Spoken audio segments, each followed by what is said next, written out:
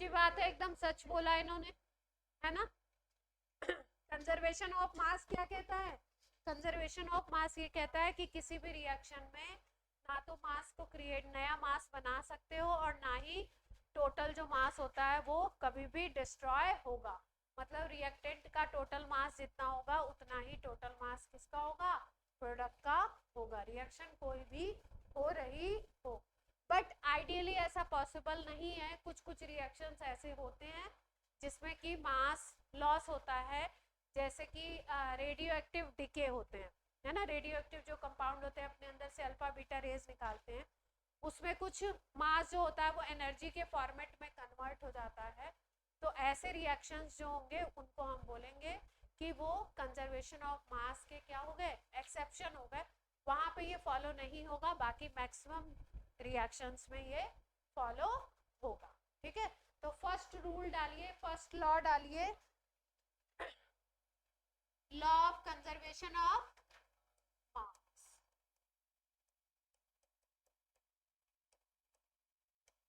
Law of conservation of mass, mass cannot create it and cannot be destroyed in a chemical reaction.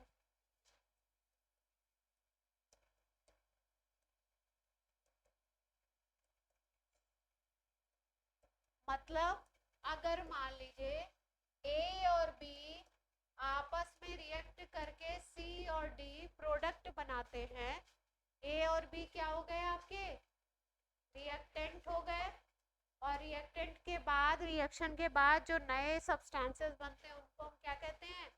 Product. तो law of conservation of mass ये कहता है कि total mass of A and B, total mass of A plus B is equal to हो जाएगा total mass of C plus.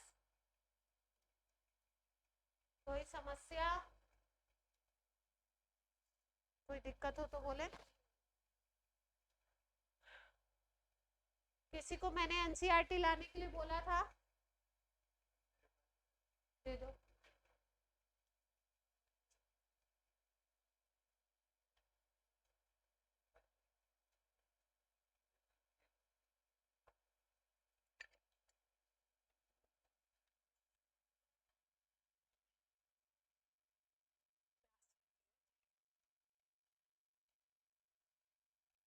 प्यासी आत्मा। अच्छा, बच्चे तो डरते हैं मुझसे। डरा करो,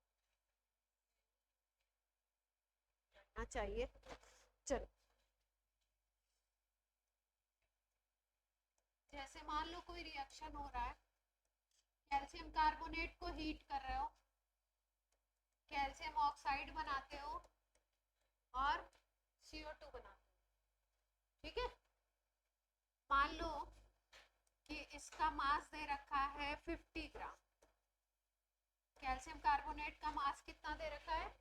50 ग्राम दे रखा है। तो और CO2 का मास दे रखा है 22 ग्राम। तो CaO का कितना मास होगा? हाँ, X1। CaO का मास कैलकुलेट करना, कैसे कैलकुलेट किया? Total reactant is equal to X plus 22 हो जाएगा। तो X इज इक्वल टू क्या आ जाएगा? 50 माइनस। तो आप बोलोगे ये क्या सिखा रहे हो मैम, प्लस माइनस है और कुछ नहीं है ना। क्या आ जाएगा? कोई दिक्कत हो तो बोले। इजी था, एक्सेप्शन भी नोट कर लेते हैं साथ साथ में। स्टार बनाइए। क्या बनाएंगे? स्टार बना लो, जैसे भी तुम्हें बनाना है।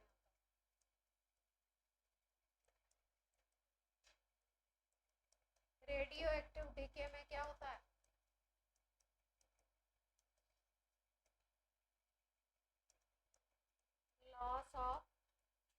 होता है। कई सारे रेडियो एक्टिव डिसइंटीग्रेशन ऐसे होते हैं जिसमें मास जो है वो एनर्जी के फॉर्मेट में कन्वर्ट हो जाता है, तो मास का क्या हो जाता है, लॉस। रिएक्टेंट का मास कुछ था, उससे कम प्रोडक्ट का मास। तो ये एक्सेप्शन हो गया इस रूल का।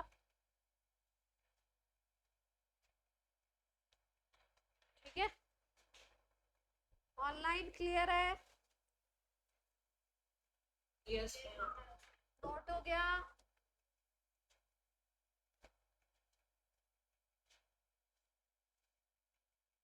बोलो बच्चों, नो मैम? नोट हो गया तो बोलो, नहीं हुआ तो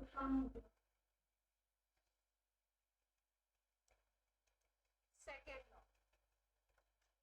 लॉ ऑफ डेफिनिट प्रोपोर्शन,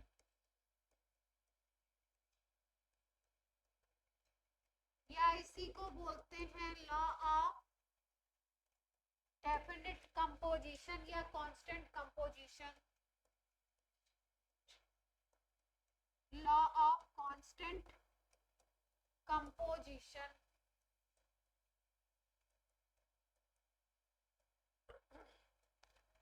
आपको कंपाउंड की डेफिनेशन बताई थी कि कंपाउंड दो या दो से ज्यादा एलिमेंट से बना हुआ वो मॉलिक्यूल होगा जिसमें एलिमेंट के डेफिनिट मासेस कंबाइंड करेंगे।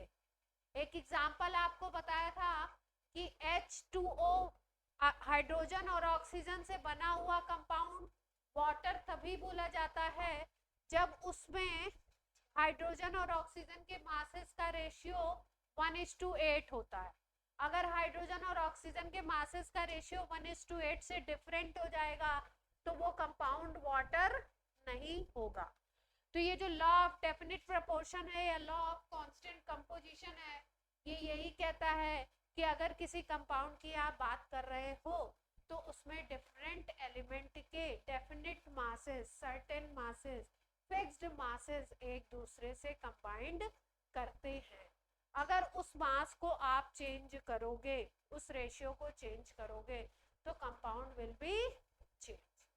ठीक है, तो कांस्टेंट कंपोजिशन ये कहता है कि अगर किसी कंपाउंड की बात कर रहे हो तो उसमें जो एलिमेंट होंगे उनके मासेस का रेशियो फिक्स हो। ठीक है, तो नोट कर लेते हैं।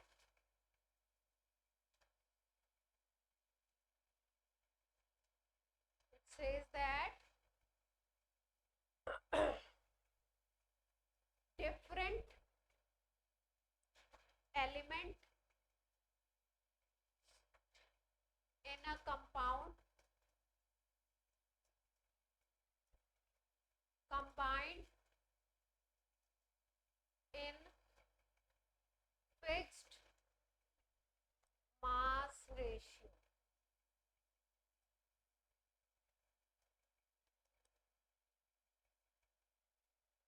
एग्जाम्पल में कोई भी ले सकते हैं, पानी ले लो, CO2 ले लो। अगर हमने बोला कार्बन और ऑक्सीजन से बना हुआ कंपाउंड कार्बन डाइऑक्साइड है तो डेफिनिट मास प्रोपोर्शन के हिसाब से कार्बन और ऑक्सीजन के जो मासेस का रेशियो होगा, कार्बन 1 है और ऑक्सीजन कितने हैं, 2 हो गए, 2 मोल हो गए। 1 मोल अगर कार्बन का लोगे तो 12 ग्राम होगा, और अगर आपने 2 मोल ऑक्सीजन का लिया तो कितने ग्राम ले लोगे, 32 ग्राम ले लोगे। अगर रेशियो निकालोगे तो कितना आ जाएगा, 3:8। इसका मतलब कार्बन और ऑक्सीजन से बने हुए कंपाउंड को अगर आप CO2 कहते हो, कार्बन डाइऑक्साइड कहते हो, तो उसका फिक्स्ड मास रेशियो क्या है, 3:8।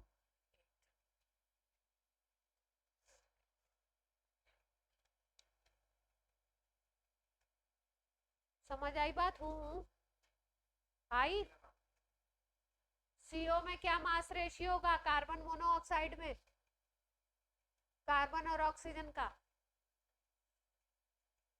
CO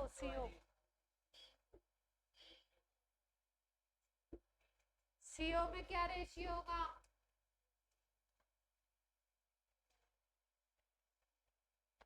बोलो बच्चों।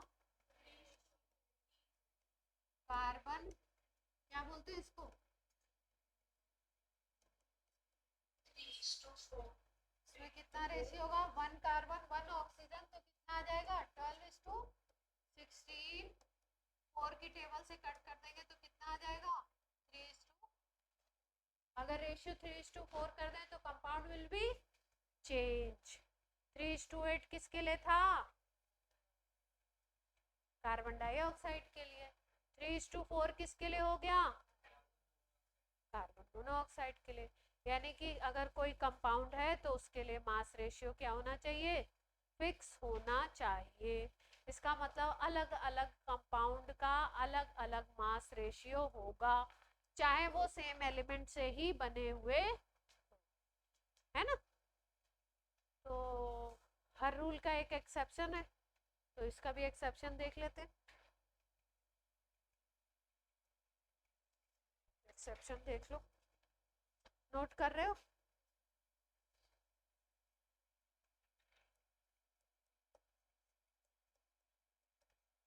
स्टार बनाइए, लिखेंगे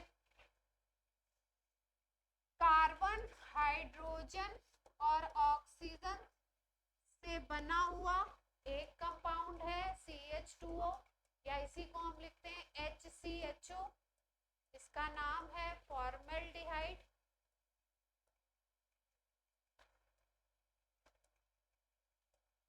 इसमें कार्बन हाइड्रोजन और ऑक्सीजन के मासेस का रेशियो है 12:2:16। 2 की टेबल से कट करोगे तो कितना आ जाएगा? 6:1:8। ठीक है। अब इसी कार्बन हाइड्रोजन और ऑक्सीजन से बना हुआ एक कंपाउंड है ग्लूकोज C6H12O6। नाम क्या है? ग्लूकोज। रेशियो क्या हो जाएगा कार्बन हाइड्रोजन ऑक्सीजन का? 6 कार्बन हो गए, 12 हाइड्रोजन हो गए और 6 क्या हो गए? ऑक्सीजन। तो रेशियो निकालोगे तो आ जाएगा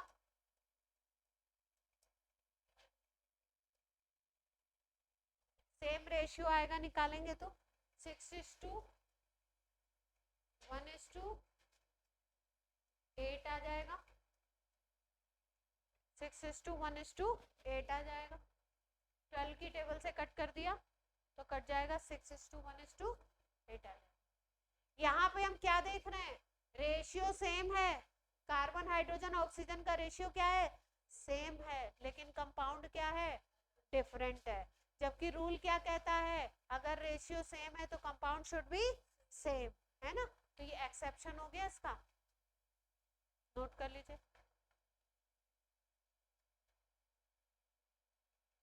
ऑनलाइन बच्चों बात समझ में आ रही है? Yes ma'am. ये करा भी चुके हैं शायद आपको कहीं।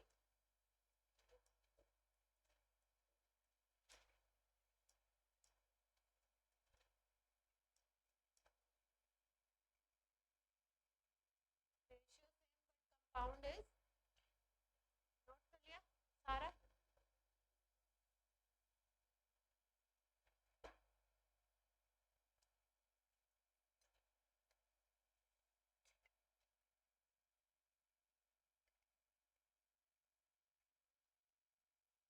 अगला लॉ कौन सा है?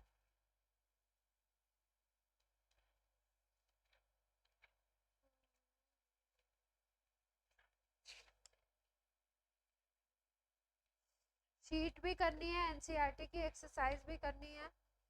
पहले शीट कर लीजिए, तो शीट के क्वेश्चंस पहले सॉल्व करा देंगे, फिर एनसीईआरटी की एक्सरसाइज कराएंगे। कुछ भी छोड़ना नहीं है, कुछ भी छोड़ना क्या है? पाप। और पाप हमें नहीं करना। 12th क्लास में एकदम से बोर्ड और जेई सबका एकदम से प्रेशर आ जाता है, तो 12th क्लास में परफॉर्मेंस ऐसे ही थोड़ी सी मेस्ड अप हो जाती है, मेहनत बहुत ज़्यादा पड़ती है। तो आप कोशिश करें कि 11th में जितनी बहुत ज़्यादा मेहनत कर सकते हैं उतनी करें, है ना। ऐसे 11th को लूज नहीं छोड़ना है, क्योंकि 12th का सिलेबस प्लस बोर्ड का प्रेशर, जेई का फाइनल एग्जाम, वो सब चीज़ें जो होती हैं, जो नीट दे रहे हैं उनके लिए नीट, तो वो बहुत ज़्यादा आपको प्रेशर दे देता है एक साथ।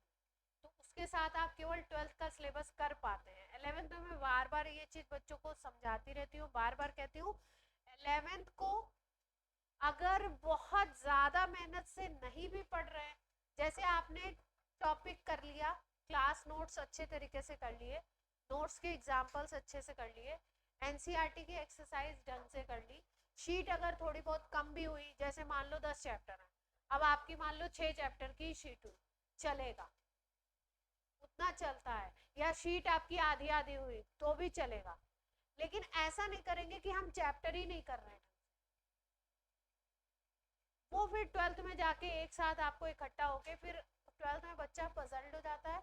11th का फिर वो जब किया हुआ होता है तो रिवाइज कर लेता है, शीट नहीं हुई होती है तो रिवीजन के साथ शीट कर लेता है, लेकिन अगर चैप्टर किया नहीं हुआ होता है तो वो बहुत भारी पड़ता है वहाँ पे, और फिर वो हो नहीं पाता। फिर दो ही चीजें, एक ही चीज होती है, या तो फिर 12th का छूटता है, और 12th का छूटता है तो 12th के छूटने के साथ दो नुकसान होते हैं आपको, क्योंकि बोर्ड में भी नुकसान करेगा वो चैप्टर आपको अगर छोड़ते हो, आप अच्छे से नहीं करते हो, और जेई में तो और नीट में तो करेंगे, है ना। तो इसलिए मेरी बात को बहुत भारी ना लेके फिर भी हल्के में भी ना लें, एवरेज में लेते हुए काम। नेक्स्ट है आपका लॉ ऑफ मल्टीपल प्रपोर्शन। क्या हुआ ये law of multiple proportion?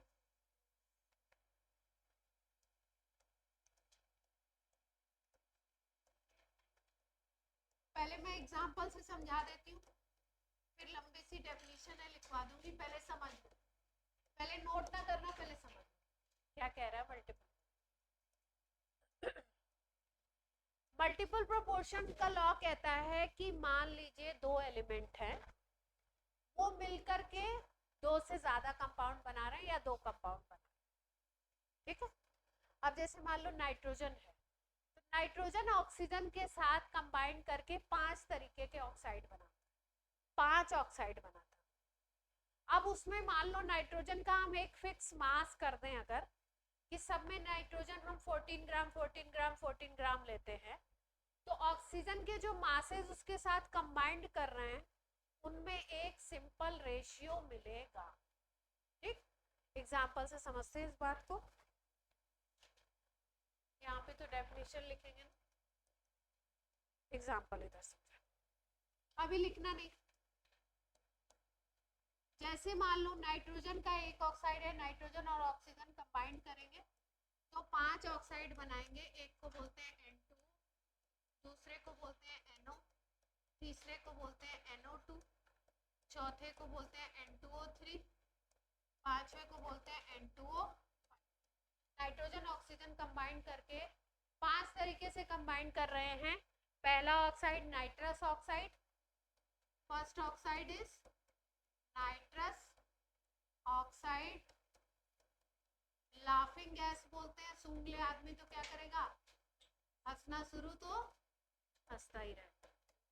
NO को बोलते हैं नाइट्रिक ऑक्साइड, NO2 को बोलते हैं नाइट्रोजन डाइऑक्साइड, ब्राउन कलर की गैस होती है, लैब में जब नाइट्रेट का टेस्ट करते हैं तो ये निकलेगी, लैब में करवाया जाएगा। इसको बोलते हैं डाई नाइट्रोजन, दो नाइट्रोजन है तो डाई नाइट्रोजन ट्राई ऑक्साइड बोल सकते हैं N2O3 को, या नाइट्रोजन ट्राई ऑक्साइड। अनुज जाओ पीछे। और N2O5 को डाई नाइट्रोजन पेंटाऑक्साइड या नाइट्रोजन पेंटाऑक्साइड भी बोल सकते हैं।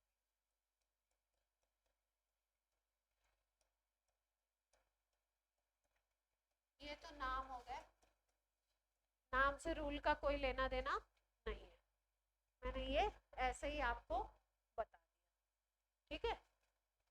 अब हम लोग बात करते हैं, जैसे मान लो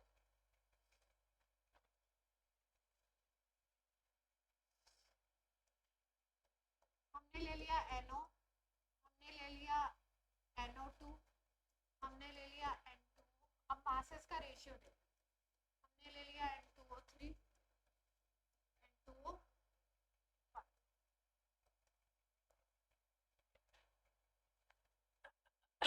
मासेस का रेशियो देखना चाहते हैं, जैसे मान लो नाइट्रोजन और ऑक्सीजन, यहाँ रेशियो अगर देखो तो एक नाइट्रोजन एक ऑक्सीजन, इसको अगर 14 लेते हो तो ये कितना हो जाएगा, यहाँ पे एक नाइट्रोजन एक ऑक्सीजन, अगर इसको 14 लेते हो, ऑक्सीजन 2 हो गए तो 32,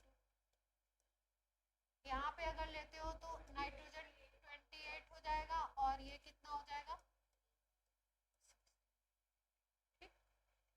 N2O3 में कितना हो जाएगा,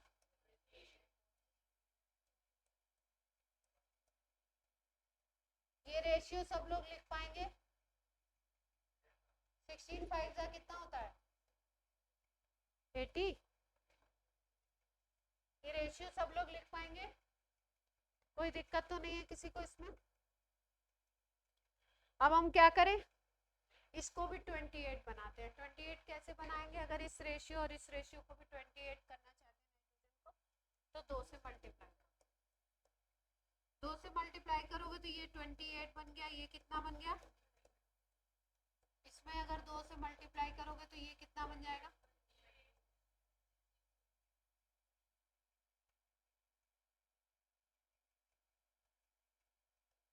बन गया, क्लियर है बात।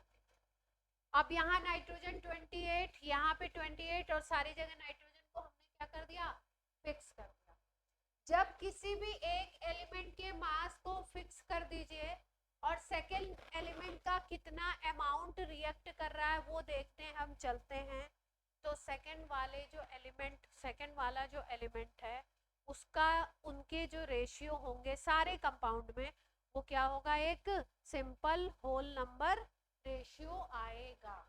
अगर यहाँ पे देखो, अगर तुम N2O को पहले नंबर पे रखो, NO को सेकंड पे रखो, NO2 को तुम थर्ड नंबर पे रख दो, थर्ड पे नहीं, N2O3 को थर्ड पे रखो, NO2 को फोर्थ पे रखो, N2O5 को फिफ्थ पे रखो, तो रेशियो क्या बनेगा, N2O के लिए रेशियो हमने क्या निकाला था 28:16, NO के लिए रेशियो हमने डबल करने के बाद क्या निकाला था 28:, N2O3 के लिए क्या निकाला था 28:, NO2 के लिए और लास्ट वाले के लिए 28:8। अगर एक के मास को फिक्स कर दिया, नाइट्रोजन के मास को हमने क्या कर दिया, फिक्स कर दिया, तो जो अदर ऑक्सीजन के मासेस हैं उनमें सिंपल होल नंबर रेशियो आएगा, क्योंकि ऑक्सीजन का मास इसमें कितना है 16, इसमें कितना है 32, इसमें 48, इसमें 64, इसमें 80, यानी सब में अगर ऑक्सीजन के मासेस का रेशियो देखें तो 1:2:3 4, ये किसका रेशियो है, ऑक्सीजन।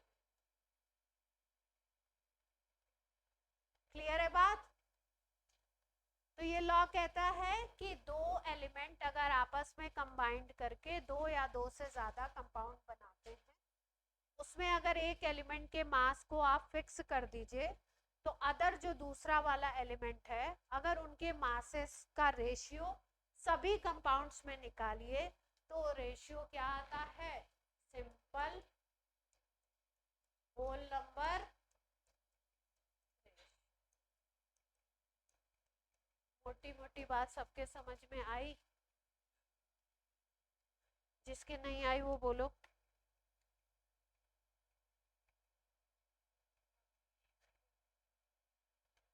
सी और CO2 से भी तो इसको समझ सकते थे, सी और CO2 से कैसे देखेंगे? अभी नोट नहीं करना है, नोट करवा देंगे। शांति। सी और CO2 से कैसे देख सकते थे? कार्बन के मास को क्या कर दीजिए, फिक्स कर दीजिए। तो यहाँ पे कार्बन कितना है 12, यहाँ पे कितना है 12, यहाँ पे क्या आ गया 16, यहाँ पे ऑक्सीजन कितना है 32। ये फिक्स है। और दूसरे वाले में रेशियो कितने का आ रहा है 16:3। ऑक्सीजन पहले कंपाउंड में, ऑक्सीजन दूसरे कंपाउंड में, रेशियो क्या आ रहा है 1:2। Simple whole number. कोई समस्या? रूल लिखेंगे फिर उसके बाद एग्जांपल लिखेंगे, है ना। रूल मैं बोल के लिखवा देती हूँ या मैं लिख देती हूँ, आप लिखो, लंबा है थोड़ा लैंग्वेज।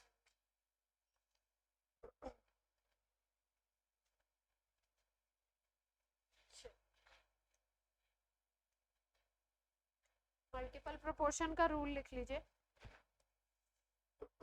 गिवन बाय डाल्टन, किसने दिया था? साइंटिस्ट मैटर नहीं करते हैं, मतलब याद नहीं रखना है, मैटर तो करते ही, बनाया है इन्होंने।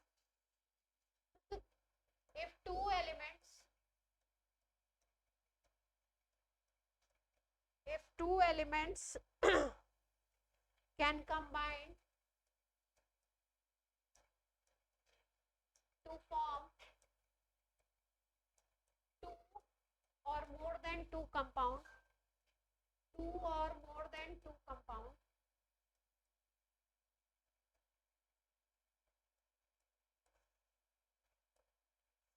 the masses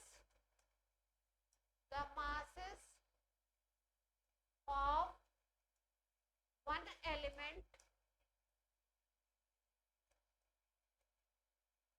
that combines with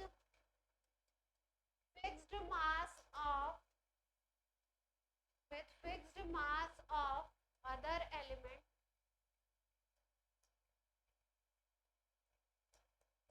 are in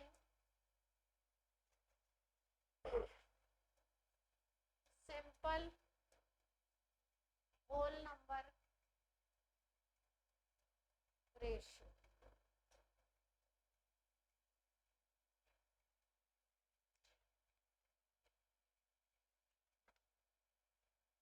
note कर लिया? एक एलिमेंट के फिक्स्ड मास से दूसरे एलिमेंट के जो भी मासेस कंबाइन करके डिफरेंट डिफरेंट कंपाउंड बना रहे हैं, उन डिफरेंट मासेस में एक सिंपल रेशियो देखने को मिलता है। कुछ खास बात थी? दो एग्जाम्पल से भी बता सकते हैं और 5 वाले एग्जाम्पल से भी बता सकते हैं, आपकी जैसी श्रद्धा और मर्जी। एग्जाम्पल लिख लीजिए, पहले नाम लिख लो, नाम वाम याद होने चाहिए।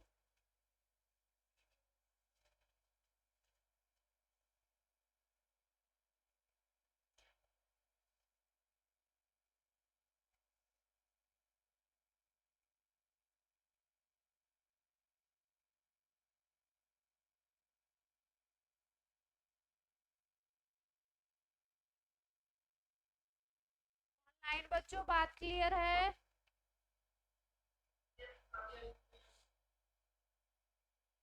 केमिस्ट्री में कभी भी लिखने से परेशान नहीं होंगे, केमिस्ट्री का टीचर भी बहुत लिखता है। किसी का भी लेक्चर देख लीजिए, केमिस्ट्री अगर हवा में पढ़ाई जाएगी तो क्या होगी, हवा में ही रहेगी। जब तक कॉपी पे लिखेंगे नहीं, लिखवाया नहीं जाएगा, तब तक क्या होगा, सब हवा में ही रहेगा। या तो फिर बहुत सुपर इंटेलिजेंट हो। हवा में कब पढ़ा जाता है, जब रिवीजन कर रहे हो तब हवा में चलता है, उसमें भी पेन उठाना पड़ता है, लिखना ही पड़ता है ना। एक बार टॉपिक पढ़ लिया, समझ आ गया, क्वेश्चंस कर लिए, उसके बाद रिवाइज कर रहे तो भले थोड़ा हवा में चल सकते, और पहली बार हवा में चलेंगे तो क्या होगा, हवा में चलेंगे तो क्या होगा, जमीन पे गिरेंगे, फिर गिरने में देर नहीं, स्पेशली इन केमिस्ट्री। मैथ्स और उसमें तो चल जाएगा फिजिक्स। मैथ्स में चलता है, किसी में नहीं चलेगा। देखो इतने अच्छे एक्सपीरियंस होल्डर लोग बात कर रहे हैं, बोले मैथ्स में भी नहीं चलता, फिजिक्स में भी नहीं चलता।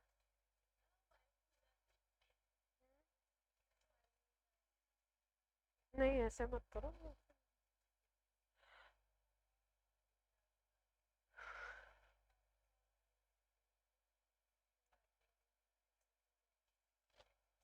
आपकी तो थोड़ी ज्यादा वैल्यू है ना। नीट का बैच तो फर्स्ट टाइम स्टार्ट है ना, first batch is always important. Teachers भी बहुत फोकस्ड होते हैं, रिजल्ट तो देना ही है।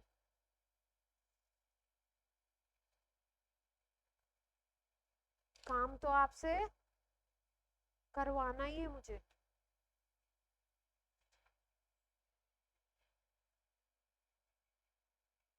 चाहे काम करते वक्त आप मुझे कुछ भी कहते रहे, है ना। एक बार अच्छा रिजल्ट आता है और रैंक आती है तो बच्चे दुआएं ही देते हैं। पहले भले कहते रहे मैम बहुत ही काम करवाती है, बहुत तंग करती है।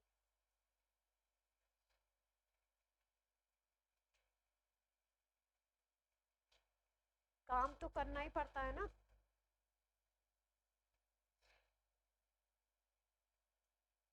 कितने लोग ऐसे हैं जिनके घर में, मतलब पूजा तो सबके घर में ही होती होगी, है ना।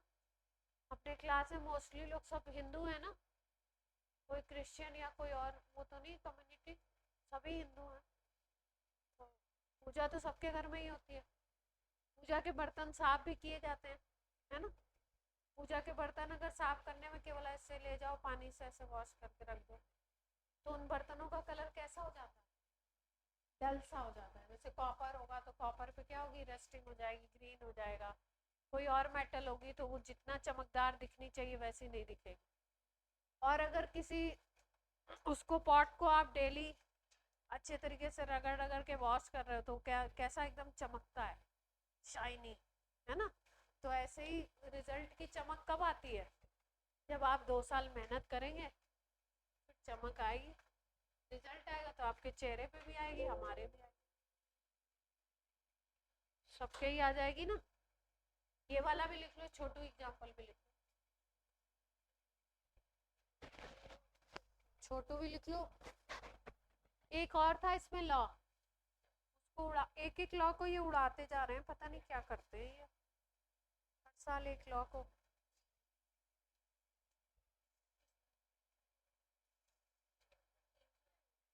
पहले एक और पढ़ाते थे, एक को कम कर दिया इन्होंने, एनसीईआरटी ने कम करते जा रहे हैं, पता नहीं क्या दुश्मनी है, सिलेबस कम करते जा रहे हैं। नहीं बढ़िया नहीं है, क्वालिटी डाउन हो रही है ना। बढ़िया क्या है, आपसे 10 साल पहले बच्चे ज़्यादा कंटेंट ज़्यादा अच्छा पढ़ते थे, कम पढ़ोगे क्या नॉलेज रहेगी।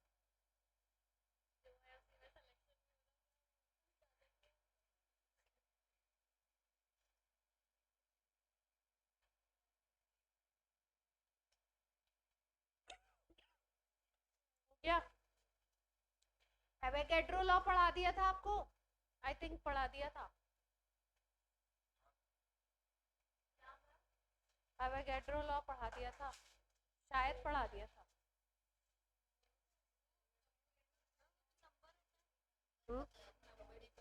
एवोगैड्रो लॉ भी पढ़ाया होगा। इक्वल वॉल्यूम के contain equal number of molecules, ये नहीं पढ़ाया है, वो किस क्लास में पढ़ा दिया। चलो नहीं पढ़ाया तो पढ़ा देते। अभी मैं पढ़ाऊंगी तो आप बोलोगे कि मैम पढ़ा दिया है, क्योंकि मुझे अच्छे से याद आ रहा है मैंने पढ़ा दिया। नहीं पढ़ाया तो ठीक है। हम्म,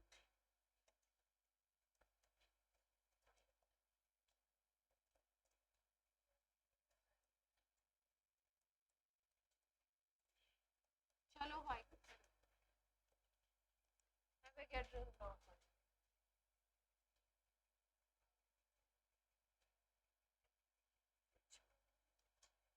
जैसे मान लो ये एक कोई गैस है, ए गैस है, इसका सैंपल है, और ये कोई बी गैस है, इसका सैंपल। ठीक, टेम्परेचर और प्रेशर अगर हमने सेम लिया है, दोनों का टेम्परेचर प्रेशर क्या है, इसका भी टेम्परेचर सेम है और इसका भी सेम है, प्रेशर भी सेम लिया। एक गैस ए है, एक गैस बी। अगर दोनों के हम इक्वल वॉल्यूम लेते हैं तो उसमें नंबर ऑफ मॉलिक्यूल्स क्या होंगे, सेम। इसका मतलब ये है कि अगर मान लो इसमें x मॉलिक्यूल्स हैं, ठीक है, और इसका वॉल्यूम मान लो हमने लिया 1 लीटर, सपोज 1 लीटर, तो इसका भी अगर 1 लीटर लोगे तो इसमें भी कितने मॉलिक्यूल्स होंगे, x।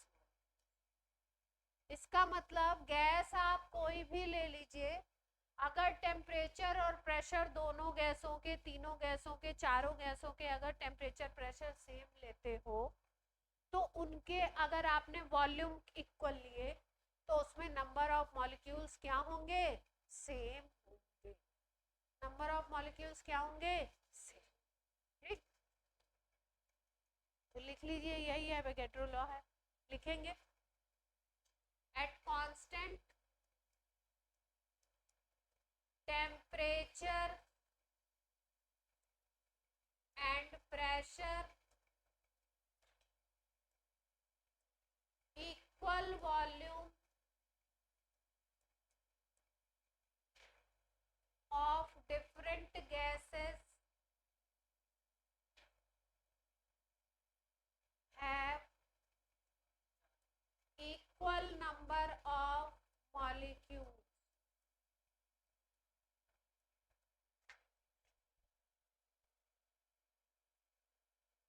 Equal number of molecules.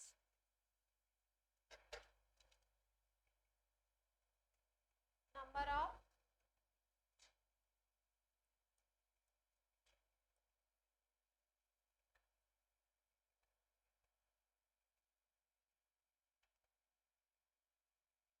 वहीं पे रोक देना होता है।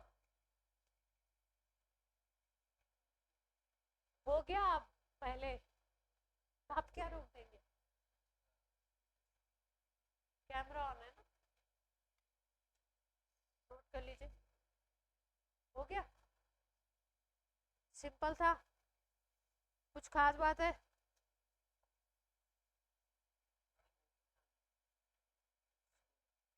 तुम्हारी मर्जी है, बनाना है बना लो। अगर लैंग्वेज से बात समझ आती है तो ये गोलू बनाने की जरूरत नहीं है, और नहीं आती है तो बना लीजिए। एक सवाल कर लीजिए, सस्ता सवाल।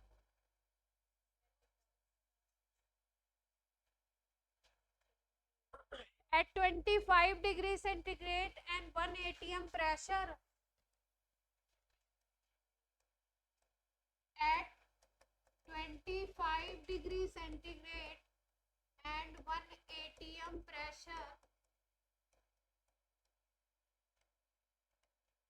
number of molecules in 5 liter of ammonia is Na/2। Na तो जानते ही हैं, एवोगैड्रो नंबर 6.022 × 10⁻23 ना, मल्टीप्लिकेशन। बोल रहे हैं कि 25 डिग्री सेंटीग्रेड 1 atm प्रेशर पर अमोनिया के अगर 5 लीटर आप लेते हो तो उसमें नंबर ऑफ मॉलिक्यूल्स कितने हैं, Na/2। If we have taken 1 liter of oxygen at 25 degree centigrade and 1 atm pressure, calculate number of molecules। Gas change कर दी है, वॉल्यूम चेंज किया है, नंबर ऑफ मॉलिक्यूल निकालना।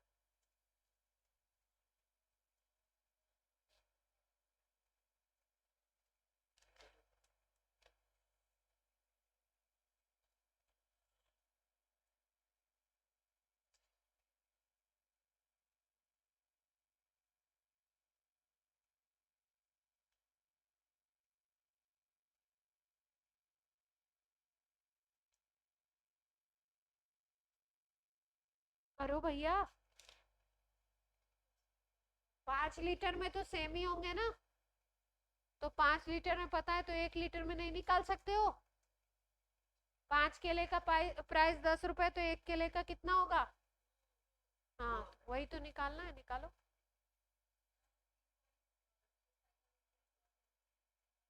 फिफ्टीन कहाँ से आ गया है?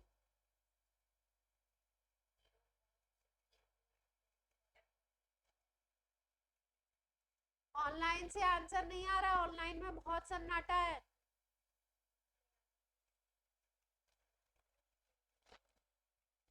ऑनलाइन बच्चा पार्टी, अवनी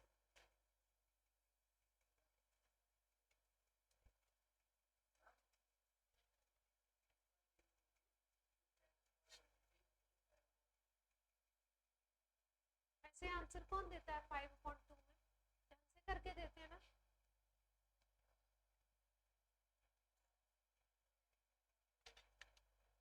सारांश बताइए, आया वो कुछ आया? 5 लीटर में तो Na/2 ही होगा ना ऑक्सीजन के। तो 1 मिनट,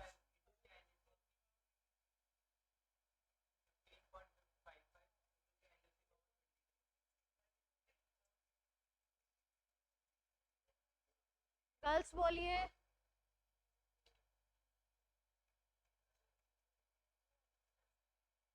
नहीं आ रहा है, बोलो।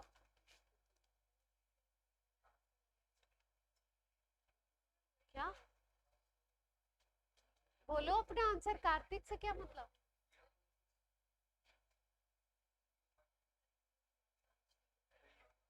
तो 0.06 क्यों बोल रहे हो? उसको 6.23 में कन्वर्ट करके बोलो ना आंसर, ऐसा कैसा बोल? होल नंबर में बना के बोलो। नहीं आ रहा, चलो क्लास देखो, देख लो सोल्यूशन, देखो ध्यान से देखो।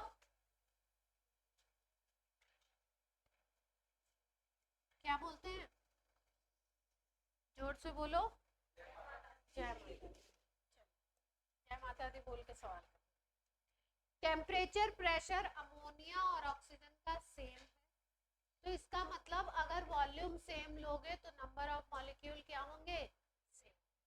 तो अगर 5 लीटर लेते हो अमोनिया का तो मॉलिक्यूल कितने थे? Na/2।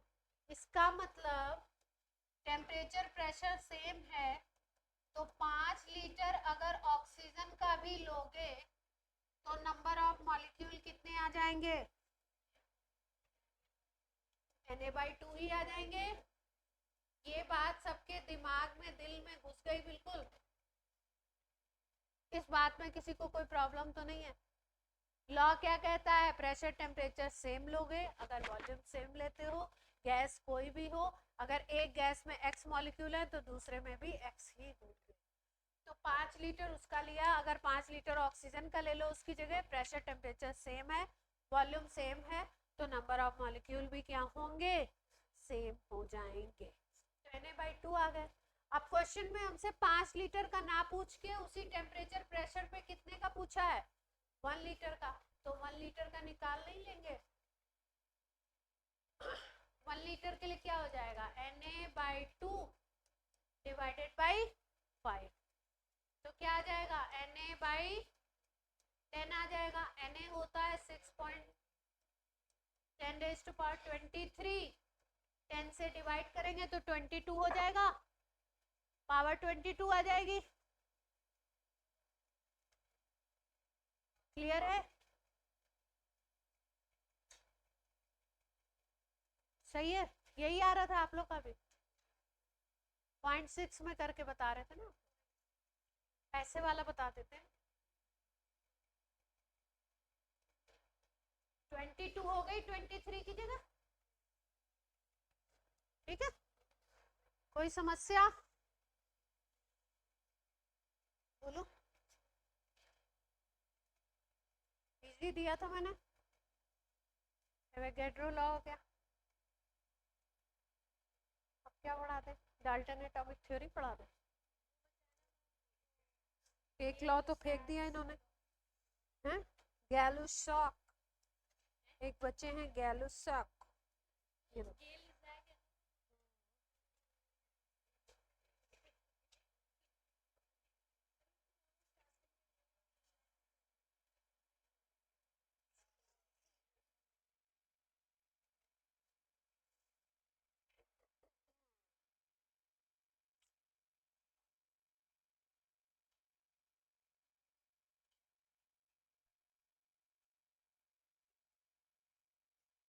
चलो गैलुसॉक लॉ कर ले।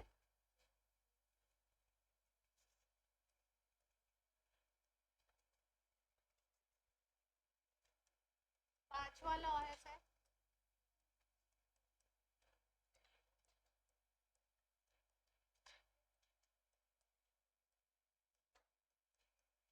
क्या है भाई, ये तो बहुत ही सिंपल है, बहुत ही सिंपल है। टेम्परेचर प्रेशर को कांस्टेंट रखिए। अगर किसी रिएक्शन में रिएक्टेंट और प्रोडक्ट सभी गैसेस हो, गैलुसॉक लॉ किसके लिए बनाया गया? रिएक्टेंट भी गैसेस होंगे और प्रोडक्ट भी गैसेस होंगे। सभी अगर गैसेस हैं तो उनके वॉल्यूम में सिंपल रेशियो होगा और उनके मोल्स में भी क्या होगा? सिंपल। ठीक है, जो रेशियो आपका मोल्स में आएगा वही रेशियो किस में आ जाएगा? वॉल्यूम में भी आ जाएगा। बताया जाए, पहले लॉ लिखेंगे ना। अब मैं नहीं लिखूंगी, मैं बोलूंगी, आप लिखिए। लॉ लिख लो, मैं बोल देती हूँ, फिर एग्जाम्पल बता दें आप। कहाँ गया, बड़ा खतरनाक है।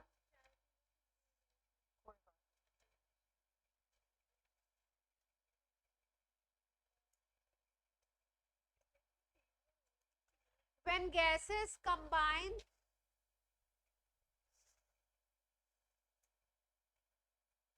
or produced in a chemical reaction, when gases combined or produced in a chemical reaction,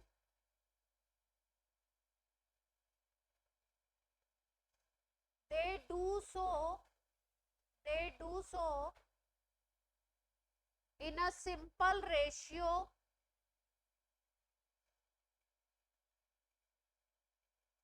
by volume, in a simple ratio by volume,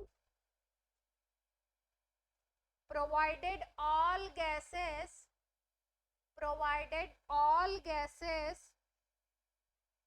are at same temperature and pressure.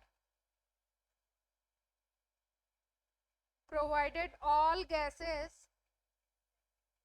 are at same temperature and pressure.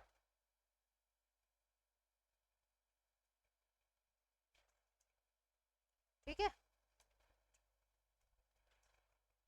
Law मैंने लिखा नहीं है, आपने लिख लिया। Online वालों ने note किया? एग्जाम्पल से समझते हैं हम लोग। H2 और Cl2 मिलकर के बना रहे हैं HCl। ये भी गैस है, ये भी गैस है, और बनने वाला प्रोडक्ट जो है वो भी क्या है? गैस है। तीनों के तीनों अगर गैसेस, तो अगर हम मोल रेशियो लिखते, गैलुसॉक के लॉ को फॉलो ना करें, मोल रेशियो लिखें, तो क्या लिखेंगे? ये अगर 1 मोल है तो ये कितना मोल कंबाइंड होगा? क्लोरीन 1 मोल, और 2 मोल हाइड्रोजन क्लोराइड गैस बनेगी। HCl को हाइड्रोक्लोरिक एसिड बोलते हैं अगर लिक्विड है, अगर गैस है तो क्या बोलेंगे? Hydrogen chloride gas. ये बनेगा, ये तो मोल रेशियो। गैलुसॉक ने बोला अगर टेम्परेचर प्रेशर क्या कर दो? टेम्परेचर एंड प्रेशर को कांस्टेंट कर दीजिए। तो अगर आप बोलते हो ये x लीटर है तो ये x लीटर होगा और ये 2x लीटर बनेगा। वॉल्यूम में वही रेशियो आपको सिंपल रेशियो देखने को मिलेगा। अगर ये x ml है तो ये x ml यूज होगा और ये 2x ml बनेगा। तो रेशियो अगर देखो तो वॉल्यूम में रेशियो, वॉल्यूम का रेशियो क्या आ रहा है इसमें, वॉल्यूम का रेशियो x, x 2x, तो रेशियो क्या आ गया 1:1:2। सिंपल होल नंबर रेशियो देखने को मिल रहा है। यही गैलुसॉक ने कहा था, कुछ खास बात ऐसी ना थी। जो हम मोल का रेशियो पढ़ रहे थे उसी को हमने किस रेशियो में कर दिया, यहाँ x लीटर के नीचे x ml लिखने का कतई ये मतलब नहीं है कि x litre is equal to x ml है। यहाँ ये कहने का मतलब है कि अगर रिएक्शन में हाइड्रोजन x लीटर लेते हो तो क्लोरीन भी x लीटर यूज होगा और हाइड्रोजन क्लोराइड 2x लीटर बनेगा। अगली लाइन कहती है अगर हाइड्रोजन x ml लेते हो तो क्लोरीन x ml यूज होगा और हाइड्रोजन क्लोराइड कितना बनेगा 2x। पक्का? अगला लिख के बता दो आप x के फॉर्मेट में, तो मैं समझ जाऊं आपको बात गले से उतर चुकी है। पहले मोल रेशियो लिखेंगे, फिर वॉल्यूम रेशियो लिखेंगे, फिर लास्ट में रेशियो बनाएंगे। पहले मोल के फॉर्मेट में लिखिए, इसको 1 मोल ले लीजिए। अब ये कितना होगा, ये कितना होगा आपने लिखना है। फिर वॉल्यूम फॉर्मेट में लिखिए, इसको x ml ले लीजिए।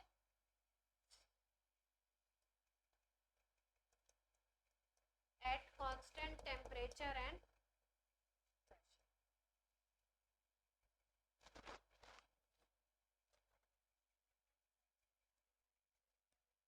हाँ, मान लो नाइट्रोजन तुम दूसरे टेम्परेचर पे मेजर कर रहे हो और अमोनिया दूसरे टेम्परेचर पे, तो वॉल्यूम का रेशियो ये नहीं रहेगा, बदल जाएगा।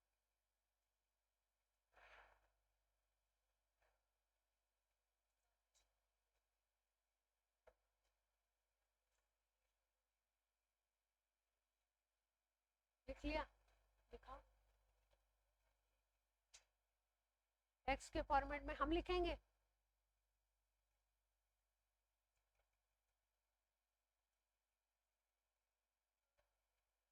क्या आ रहा है अनन्या, अनन्या पांडे, अनन्या सिंह बोलिए आंसर क्या आ रहा है रेशियो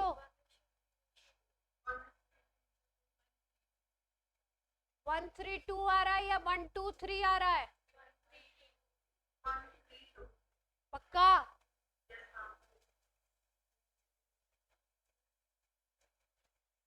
ये 1 मोल है तो ये कितना है 3, तो ये कितना है 2, ये x ml है तो ये कितना होगा 3x ml, तो ये कितना होगा। अब हाफ हाफ करने भी आना चाहिए, अगर आपको कोई सिचुएशन हाफ वगैरह की दे दी जाए तो वो भी करने आना चाहिए। मान लो इसी में दे देते N2H2 और इसी को क्या कर दें हाफ दे दें, हाफ बोले तो मान लो इसको दे दिया x/2 ml, तो अब ये कितना होगा, ये 1 है तो ये 3 है, तो ये जितना है इसमें 3 का मल्टीप्लाई कर दो तो ये 3x/2 ml हो जाएगा। ये 1 था तो ये कितना था 2, तो ये x/2 है तो ये कितना हो जाएगा 2 मल्टीप्लाइड बाई x/2। ये सब लोग कर पा रहे हैं, इसमें किसी को कोई दिक्कत तो नहीं है। तो यहाँ पे वैल्यू आ गई 0.5 ml xml, यहाँ पे आ गई 1.5 xml और यहाँ पे आ गई x। हमेशा रेशियो पे फोकस करना है, नजर कहाँ पे होनी चाहिए रेशियो पे।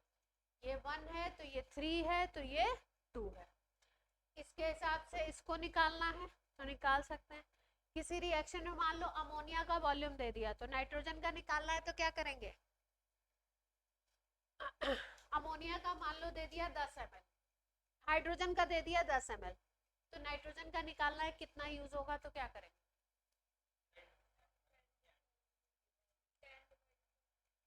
इनटू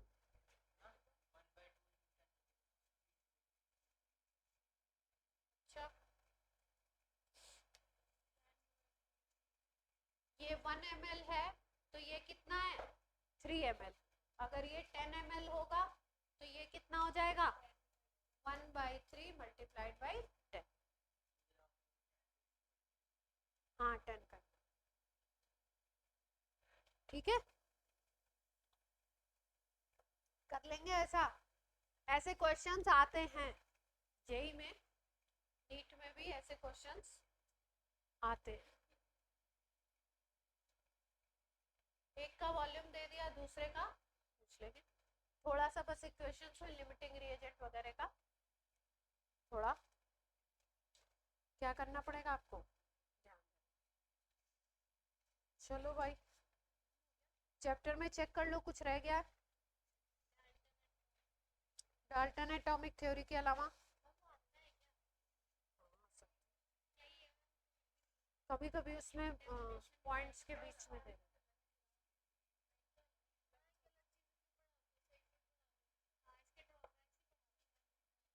तो पूछ लेते हैं ना, कभी कभी दे देते हैं कि डाल्टन एटॉमिक थ्योरी के अकॉर्डिंग क्या रॉन्ग है। तो अब डाल्टन एटॉमिक थ्योरी सही पता होनी चाहिए तभी तो रॉन्ग बता पाएंगे, है ना।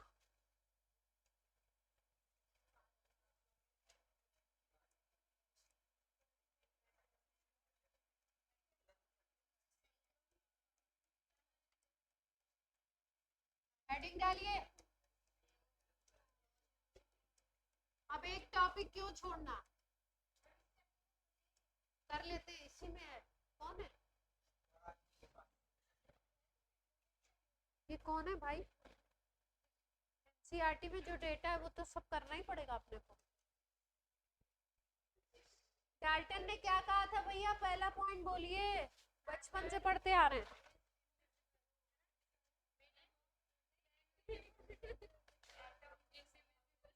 एटम को बोल दिया था smallest unit of matter, matter की सबसे छोटी यूनिट है, इनडिविजिबल है, डिवाइड नहीं कर सकते। उसी बेसिस पे नाम दिया था। एटम बना था एटोमियो वर्ड से, एटोमियो का मतलब होता है अनकटेबल, जिसको कट नहीं कर सकते, जिसको डिवाइड नहीं कर सकते, जिसको तोड़ नहीं सकते छोटे पार्ट्स में। लेकिन जो बाद की थ्योरीज आई उसमें मॉडर्न थ्योरीज में क्या बोला गया, थॉमसन आ गए, गोल्डस्टीन आ गए और चैडविक आए, बहुत सारे और साइंटिस्ट आए जिन्होंने बहुत सारा काम किया और बोला एटम छोटे छोटे फंडामेंटल पार्टिकल से मिलके बना हुआ है। तो डाल्टन की एटॉमिक थ्योरी को बाद में गलत करने के लिए बहुत सारे साइंटिस्ट आ गए, लेकिन क्योंकि पहली पहली थ्योरी थी इसलिए इनकी इम्पोर्टेंस बहुत है, इनको याद जरूर रखें। तो पहला पॉइंट लिख लो, अकॉर्डिंग टू डाल्टन क्या था, atom is smallest unit of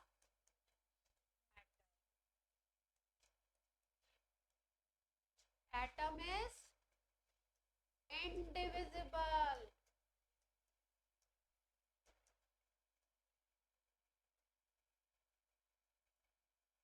last year class में एक लड़का था वो बोलता है एटम इज इनविजिबल, देख नहीं सकते, ऐसे तो नेकेड आई से तो नहीं दिखता है, लेकिन ये है कि इनडिविजिबल की जगह उसने क्या बोला था, इनविजिबल, ठीक है। और बोलते हैं किसी एलिमेंट के अगर एटम की बात कर रहे हो तो उनके मासेस क्या होने चाहिए, स्पेसिफिक होने चाहिए, उनके एटॉमिक नंबर जो होने चाहिए वो भी क्या होने चाहिए, स्पेसिफिक होने चाहिए। जैसे हमने बोला कि अगर हाइड्रोजन का एटम है तो उसका एटॉमिक नंबर क्या होना चाहिए, 1 होना चाहिए और atomic masses should be 1।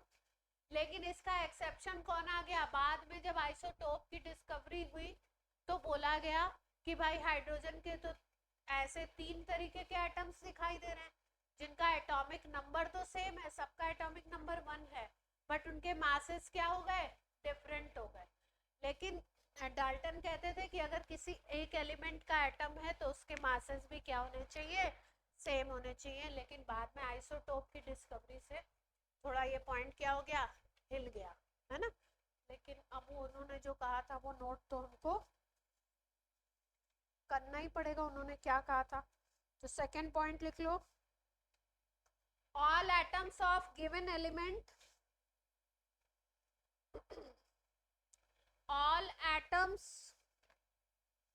of a given element। अच्छा, इसको एकदम एनसीईआरटी से स्टिक करके क्यों बता रहे हैं, क्योंकि एनसीईआरटी की लाइन से ले लेकर के क्वेश्चन आजकल बनाया जा रहा है, इसलिए इस पे स्टिक कर रहे हैं। All atoms of a given element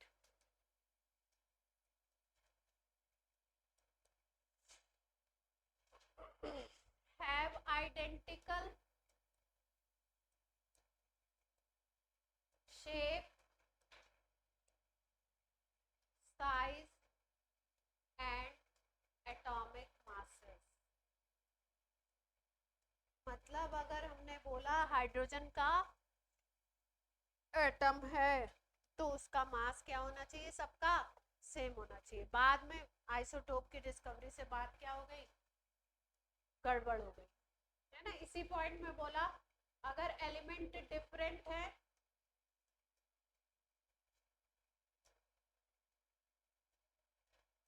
different element के अगर एटम्स लेते हो तो उनके मासेस क्या होंगे, डिफरेंट होंगे। लैंग्वेज नहीं लिखी मैंने, एरो करके लिख दिया। डिफरेंट एलिमेंट के अगर एटम लोगे तो उनके मासेस क्या होंगे, अलग अलग होंगे। लेकिन आइसोबार की डिस्कवरी हुई तो ये पॉइंट भी बाद में क्या होने लगा, गड़बड़। आइसोबार बोलते हैं जिसमें एटॉमिक मासेस सेम हो जाते हैं और एलिमेंट क्या रहता है, डिफरेंट।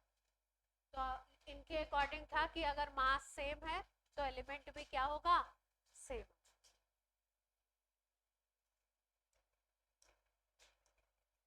थर्ड पॉइंट में क्या कहा इन्होंने, इनके अकॉर्डिंग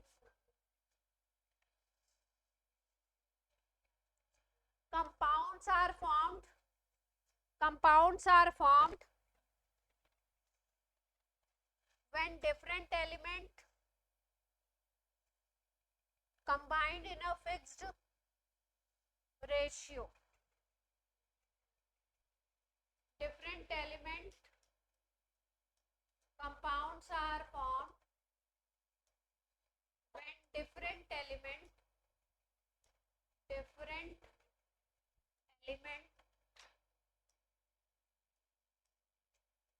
are combined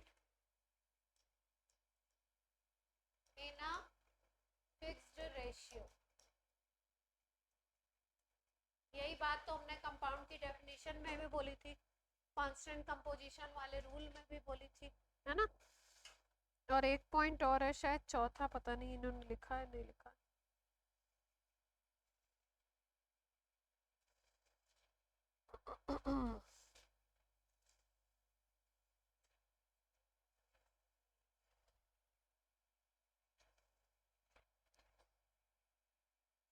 स्टार बना के एक पॉइंट लिख लो, एनसीईआरटी का पॉइंट है तो नोट कर लेते हैं, बाकी वैसे कुछ खास बात नहीं है इसमें। Dalton theory explains law of chemical combination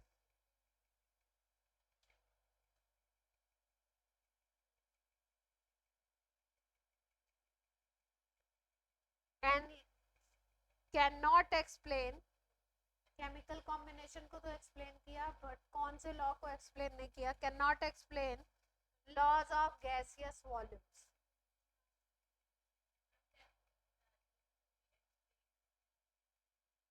Dalton theory explains law of chemical combination, जितने केमिकल कॉम्बिनेशन के लॉ बताए हैं सबको एक्सप्लेन किया, but can not explain law of gaseous volume.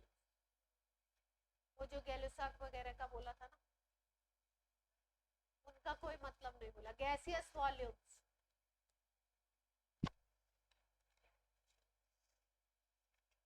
ठीक है, चैप्टर हो गया। तो क्या आप करेंगे इसमें, कर लिया हमने।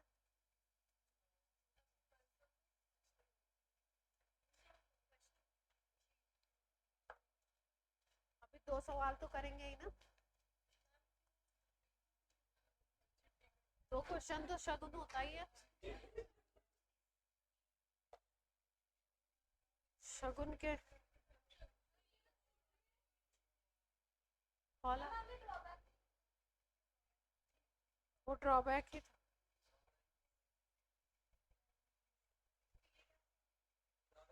शगुन में 2 सवाल तो करने ही है। चलिए 2 सवाल करते हैं। आयुष अरेंज अरेंज तो कभी कुछ बोलता ही नहीं है। शराफत की क्या है मूर्ति मूर्ति।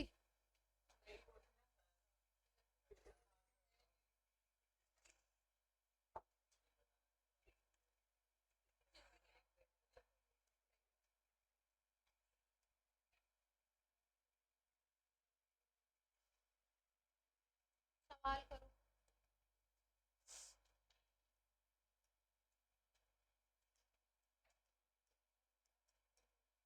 10 ml गैसियस हाइड्रोकार्बन सबको करना है, ऑनलाइन ऑफलाइन दोनों को। 10 ml gaseous hydrocarbon on combustion, जलाने पे, on combustion gives 40 ml of CO2, 40 ml of CO2 and 50 ml of water vapor.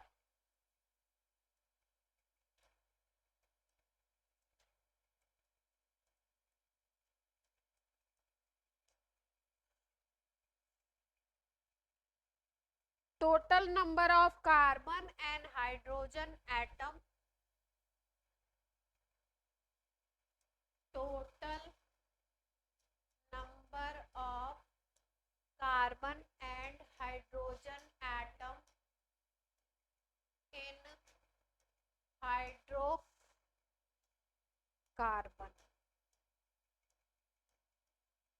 is hydrogen और कार्बन के कितने टोटल नंबर ऑफ एटम हैं उस हाइड्रोकार्बन में।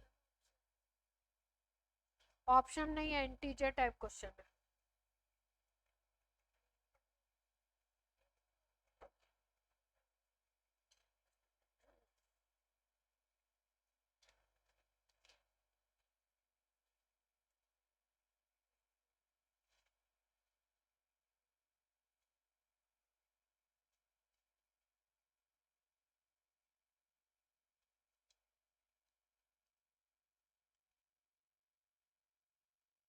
देखो इसमें कुछ कुछ आपको क्लू मिल रहा है। 10 ml हाइड्रोकार्बन है, वो भी गैसियस है। ऑक्सीजन की प्रेजेंस में जलाओगे वो भी गैसियस है। CO2 बन रही है 40 ml, वो भी गैस है। और वाटर वेपर बन रहा है, वाटर वेपर मतलब स्टीम हो गई, वो भी गैस है। तो यहाँ पे हम इक्वेशन लिखते वक्त गैलसॉक लॉ लगा सकते हैं क्या? तो इक्वेशन बना के कुछ लगाइए, कुछ 3-5 करिए इसमें। 3-5 जानते हैं ना, तिकड़म बाजी, दिमाग के घोड़े दौड़ाएं।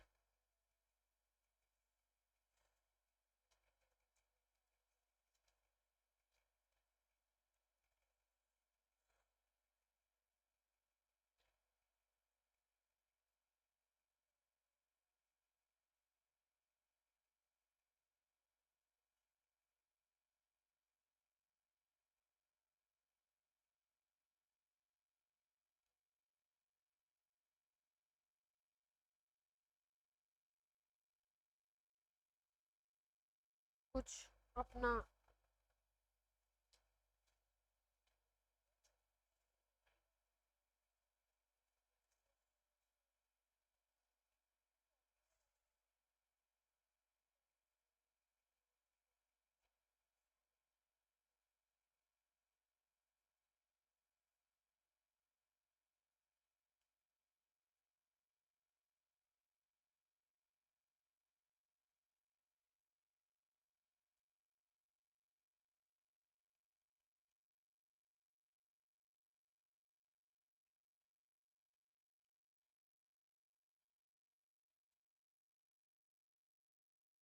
कार्बन 4 है, 4 एटम है और हाइड्रोजन के 5 है। आंसर देखती हूँ मैं।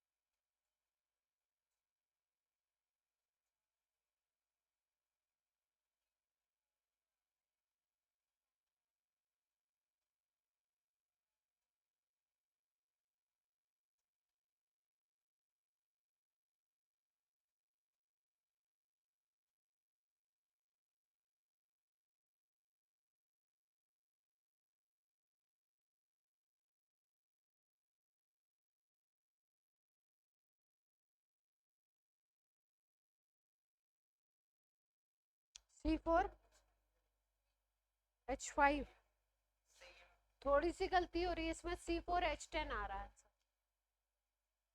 कहीं थोड़ी सी मिस्टेक हो रही है।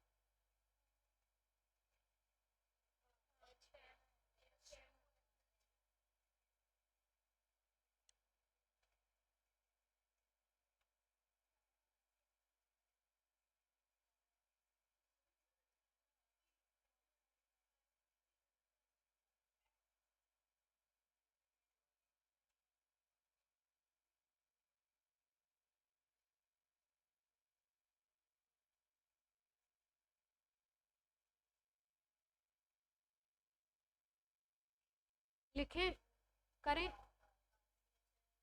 कोशिश करा जाए।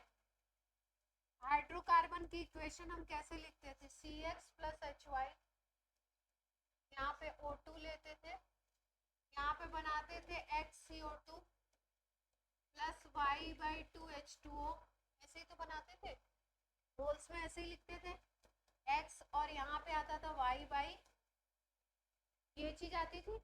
ठीक, तो अभी अभी गैलिसॉक लॉ से हमने पढ़ा कि जो मोल का रेशियो होगा वही क्या हो जाएगा? वॉल्यूम का रेशियो हो जाएगा। तो अगर यहाँ पे हम लोग मान लेते हैं कि ये x है, तो ये कितना बन रहा था? अभी हम लोगों ने कितना बनाया इक्वेशन में, देखो ध्यान से, 40 आ रहा है ना। तो x इज इक्वल टू अगर 40 आता है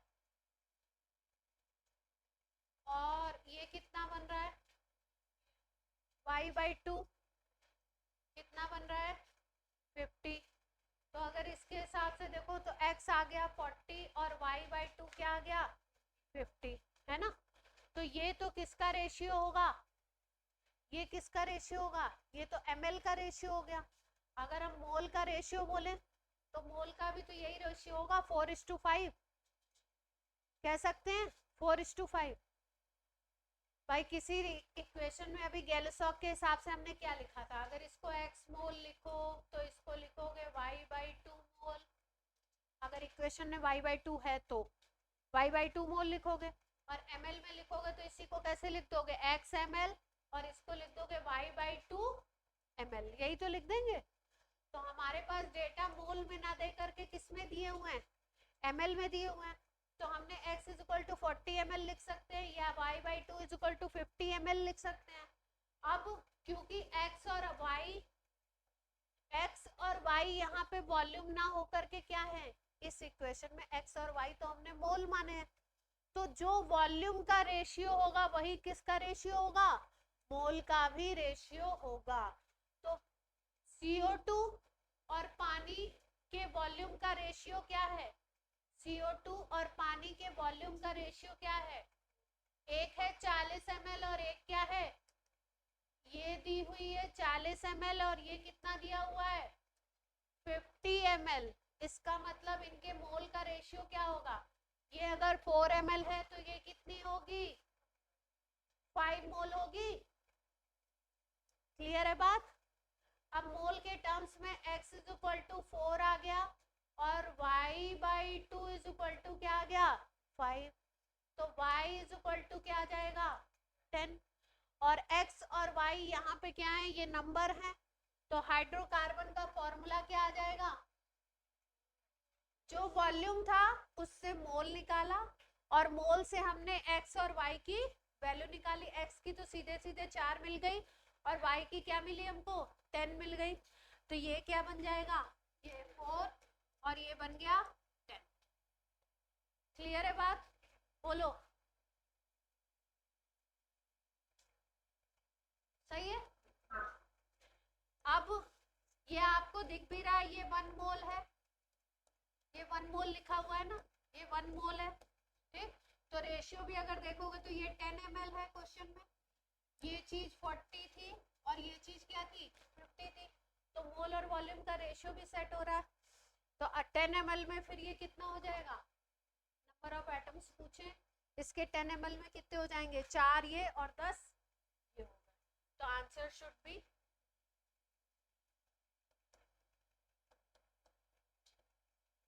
40। नंबर ऑफ एटम पूछा था ना।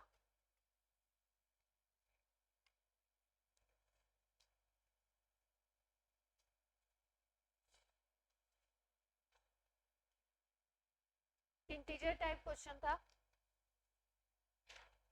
तो आपके पास ऑप्शन वगैरह नहीं थे, आपको क्या करना था, आंसर देना था। चलिए ठीक है, आज की क्लास करते हैं। चलिए ऑनलाइन बच्चों बाय।